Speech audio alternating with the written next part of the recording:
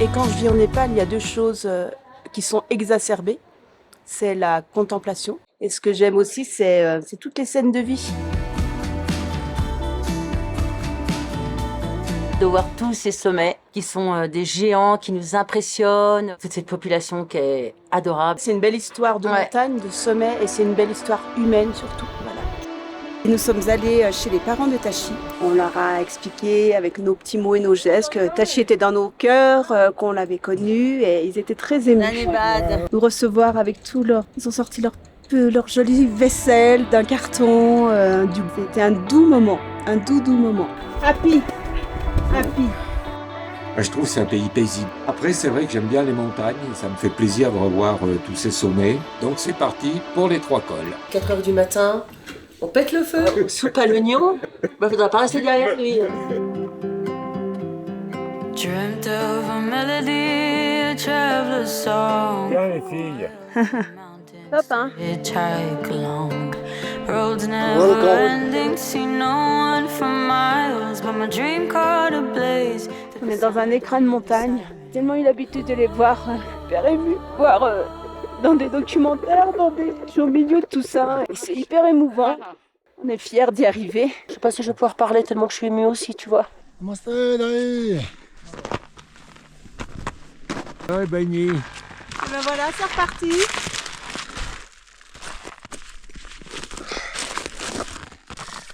Oh là là, c'est juste magnifique. Comme tous les jours du bonheur. Là, on est en train de traverser. C'est un vrai labyrinthe, une immense moraine glaciaire. C'est on monte, on descend. C'est époustouflant. On est poussé par quelque chose, par des forces, je sais pas si c'est les forces de ce pays du Khumbu, de ces Sherpas, voilà. Jizou, la réalité du Khumbu, c'est aussi des hélicos toute la journée. On a compté 52 passages en une journée entre l'Obuche et le camp de base de l'EOS. Le nouveau trip aujourd'hui, c'est de prendre l'hélico de bonne heure le matin à Katmandou, venir prendre le petit déjeuner à 4500 mètres face à la Mada Blanc et repartir en hélico.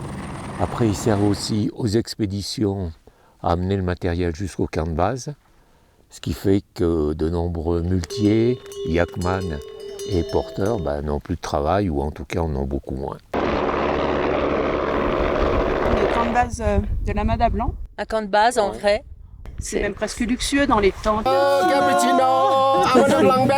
j'oublierai jamais ce café servi, j'ai même pas ça chez moi, avec une jolie petite assiette et tout. Donc je vais me... Voilà un petit message pour toi, René, et pour Cédric, père et le fils Tomio qui sont venus ici à ce camp de base de la Mada Blanc il y a quelques années. Jizou, ça tombe bien, je suis avec René, on va lui demander. On est les premiers à avoir fait le père et le fils en même temps, encordés ensemble, pour faire le sommet de la Mada Blanc en 1994. Il y en a 2. Nous avons eu droit à 2 beaux gypaètes qui nous ont vraiment passé au-dessus de la tête, cerise sur le gâteau. Babou, nos petits porteurs, ils ont un mérite, mais un mérite pas possible, quoi. C'est eux qui... Eux, ils sont top. Voilà. Ils ont tout le mérite. 4 kilos. 30. 30 kilos. 30. Oh, you're a strong boy. 100. 100. Et 4 kilos, Bokme. 90. 5 kilos. Exai. Non, 6 kilos. 100. 100 kilos. 100 kilo. 100. Between wreck and rubble, can you see the land? For many more children to be buried in. I can't pinpoint just where we went wrong. On fait une petite halte au cimetière. Des grands alpinistes qui sont tombés sur tous les sommets du Népal. C'est un beau cimetière avec des stèles énormes. C'est émouvant d'être là. Je te montre, Jacques, une plaque par exemple. Je pense que c'est marqué Oman Baneon. C'est vrai que c'est émouvant de voir tout ce grand cimetière, de ces grands alpinistes, des Sherpas, des porteurs. C'est pas uniquement décédés sur l'Everest, Manaslu, Makalu, Lhotse. Top 10. Yes. Are you Buddhist? Yes, I'm Buddhist. Do you practice every day? Every day, yeah. Every morning? Every morning. It's very important for you? Yeah. Yeah. That's Buddhist morning and afternoon. Mhm. Place very important. Very, very important in your tradition.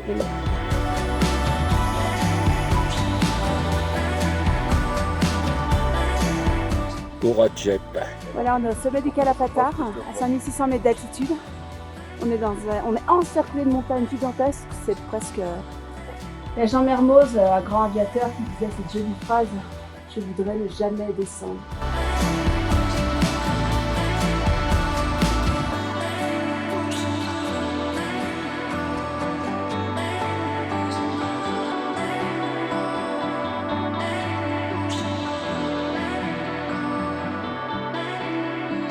Et on a l'Everest.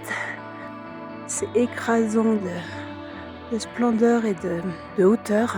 Et le Pumori.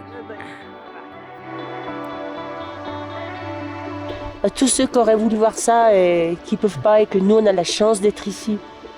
Merci la vie, vraiment, merci.